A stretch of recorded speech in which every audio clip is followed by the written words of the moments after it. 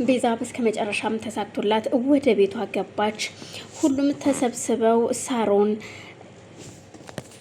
ሳሮንና ሳሚ እንዲሁም ማማዬ ሁነው ሁሉም ተሰባስበው ወደ ቤት ይገባሉ። በዛን ሰዓት በአጋጣሚ ሆኖ ወይዘሮ ዘርፌ አልነበረችም። ሲገቡ ግን ሉላም አብረው ስብስብ ብለው ሳሎን ቁጭ ብለው ያለ ወይዘሮ ዘርፌ ትመጣለች። እንዴ እቺ ሴትዮ ለምን መጣች ብለው ሲጠይቁ እንዴት ትመጫለሽ ብለው እነሳሚም እየሳቁባት ነበረ። እናም እሺ አሁን ለምን መጣሽ ወይዘሮ ዘርፌ? አየሽ አክስቴ ድሮ ነግሬሽ ነበረ ታይ ምልሰሽ ወደ ጎዳና ትወርቂያለሽ ብዬ ነበረ። አንቺ ግን አልሰማሽኝም አየሽ አይደል ስትላት ወይዘሮ ዘርፌ በጣም ተናዳ ቆይ እናንተ የተረገማችሁ ቤቴ ምን ትሰራላችሁ? ውጡ ከቤቴ ስትል ትናገራቸዋለች። እኛ ሳኑን መውጣት ያለብን አንቺ ነሽ መውጣት ያለብሽ ሲል ሳሚም እያናግራታል። ይኸውልሽ ነግሬሻለሁ አሁን ትወጫለሽ አትወጭም ከዚህ ቤት።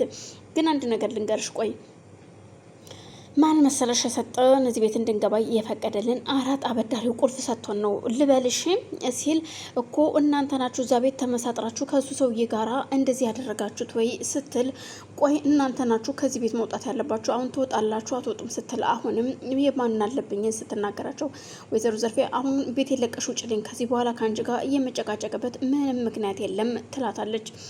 ቤዛም ከዚህ በኋላ ዞር ቤት ከጠገባችን እንኳንም ቤቴን በሰላም አገኘሁት ቤቴን አፍቆኝ ነበር ወይዘሮ ዘርፌ ከዚህ በኋላ ሂጂ ቤትሽን ፈልጊ ስትላት ሉላም ቀበል ትልና በይሻ ክስቴ እንግዲህ ጎዳና ላይ ቤትሽን ፈልጊው ትላታለች። ወይዘሮ ዘርፌ በጣም ተናዳ ስለነበር ቦርሳ ይዛ ነበር። እናም አራቅ ቅንጅርትም ብድግ አድርጎ በይ ወይዘሮ ዘርፌ የውልጅ እዚህ ጋር ቡጥቷ አለሽ መሰለኝ ይልና ሻንጣሽ ተዘጋጅቶልሻል ብሎ ሻንጣዋን ብድግ አድርጎ ወስዶ ይሰጣታል። በይ አሁን ይህንን የሚያሽና ውጪ ሲላት እንዴ ቆይ እንዴት ነው ምንድነው እያደረጋችሁ ያላችሁት? ምንድነው የተካሄደ ያለው? እሺ ወይዘሮ ዘርፌ አንድ ነገር ልጠይቅሽ። አረ 30 ሚሊዮን ብር ተሰጥቶሻል አይደል? እስኪ 30 ሚሊዮን ብሩን አሳየን ሲላት ሁሉም ይደነግጥና እንዴ 30 ሚሊዮን ያህል ብር ይሰጣታል ለማለት ቆይ እናንተ ዝም በሉ የማታውቁት ነገር አለ። ወይዘሮ ዘርፌ አሳየን በይ እስኪ ይላታል። በነገራችን ላይ ያለው ብር 30 ሚሊዮን ብር ላይ የተወሰነው ብር አርቲፊሻል ነው። እናም አይተሽዋል ግን ቦርሳሽን ወይ ሲላት እጅግ ደንግጣ ስለነበር ምንድነው እያልክ ያለኸው ትለዋለች። እንግዲህ እየነገርኩሽ ነው ያለሁትና እስኪዩ ይላታል። ደንግጣ ስለነበረ እሷም እንዴት እንደዚህ እያደረጋል ብላ ሻንጧን ከፍታ ስታየው ያልጠበቀችው ነገር ታያለች። እንዴት እንደዚህ ይደረጋል?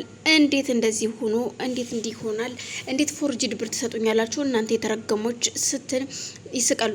እንዴ ካልሆነ እኮ ይሄኛውንም እኮ ብንቀበላትስ ሲል ቅንጅርትም ሳሮንም ይሄኛውን ብር ብንቀበላትስ አይ ታዋት ይሄንን እንኳን ቢያንስ ለጊዜው ቆሾሮ መግዣም ይሆናታል ይላታል። ሳሚም አሁን ቤታችን ለቀሽ ትወጭልናለሽ ወይ እያሉ ሱራፌልና ሳሚ ይስቁባት ጀመር። ሁሉም እየተፈራረቀ ሲስቅባት እናንተ የተረገሙ አሁን ወዴት ነው የሚሄዱ?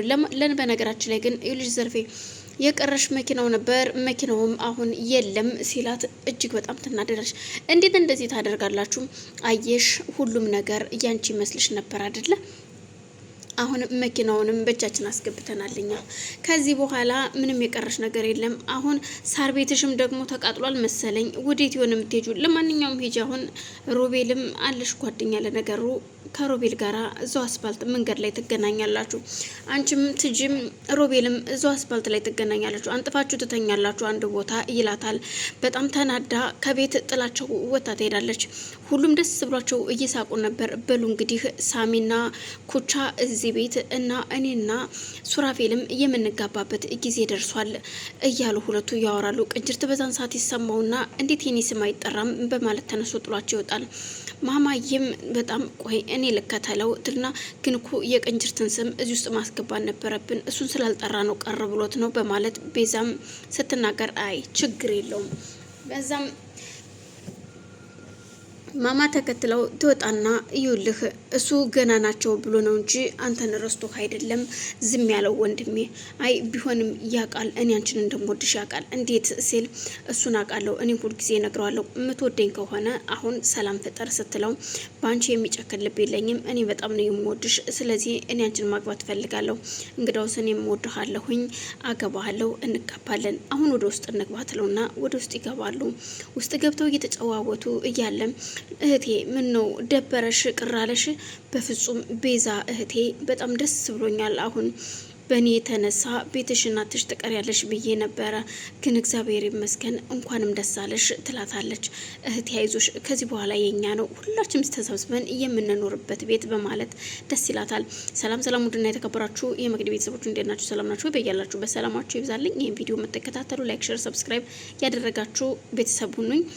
እንድታበረታቱኝም ስል በዚሁ ጠይቃለሁ። ቤተሰብ የሆናችሁ ደግሞ ላይክ ሼር እያደረጋችሁ አበረታቱኝ። ሀሳብ አስተያየታችሁን በኮሜንት እንድታስቀምጡልኝ ስል በአክብሮት ጠይቃለሁ። አመሰግናለሁ። ሮቤልም በበኩሉ ከቤቱ ተባሮ ስለነበር ምንም ሀብት ንብረት ስለሌለው እያበደ ይወጣል። የሆነ ካፌ ውስጥ ቁጭ ብሎ ለቤዛ ሲደውልላት በአጋጣሚ ቤዛ ወደ መኝታ ቤቷ ሄዳ ስለነበር ከሱራፌል ጋር ነበረችና ስልኩን አንስታ ማን ነው ይሄ ሰው ስትል ስታነሳው ሮቤል ነበር። አንቺ የተረገምሽ እዩልሽ እገልሻለሁ፣ ያንን ባልሽንም እገለዋለሁ ይላታል። የሞተ ሰው እኮ ሰው አይገልም፣ አንተ እኮ በቁም ሞተሃል ስትለው ቆይ ማን ነው ይሄ የተረገመው? ሮቤል ነው። አዎ ሮቤል፣ አምጩማ እኔ ላናግረው ይላታል። ሱራፌል ተቀብሎ ስልኩን ሲያወራው አንተ የተረገምክ እዩልህ፣ ነገረችህ እኮ የሞተ ሰው ሰውን አይገልም። ቆይ እኔን እንዴት ወንድምህ አይደለሁኝ እንዴት አሳልፈ ንብረትን ትሰጣለህ ሲለው አየህ እኔንም እንደዚህ ነበር ስታደርገኝ የነበረው። ስለዚህ ለነገሩ ሚስትህ ያው አስረስታ ሰቃያት የነበረችዋ ሴት ናት። ስለዚህ እሷን መጠቀም አለባት። አንተ ደግሞ እኛን ስታሰቃየን እንደነበረከው ያንን ጎዳና ህይወት እንድትሞክረው ስል ይሄን ያደረኩት። ስለዚህ ዘርፌ ሞታላለች፣ ያው ከዘርፌ ጋር ተገናኙ ይለዋል። ምን እያደረጋችሁ ነው ግን? ቆይ ምን እየተካሄደ ነው ሲለው ምን እየተካሄደ እንደሆነ ሂድ ከዘርፌ ጋር ተገናኙና አብራችሁ የወዲ ሆዳችሁን አውሩ ይለውና ስልኩን ይዘጋበታል። ይሄ የተረገመ የታባቱ በማለት ስልኩን ዘግቶ ይኸውልሽ ቤዝዬ ከዚህ በኋላ ምንም እንዳትጨናነቂ እኔ ያለሁልሽ ይላታል። ቤዛም ደስ ብሏት ስለነበረ ሉላም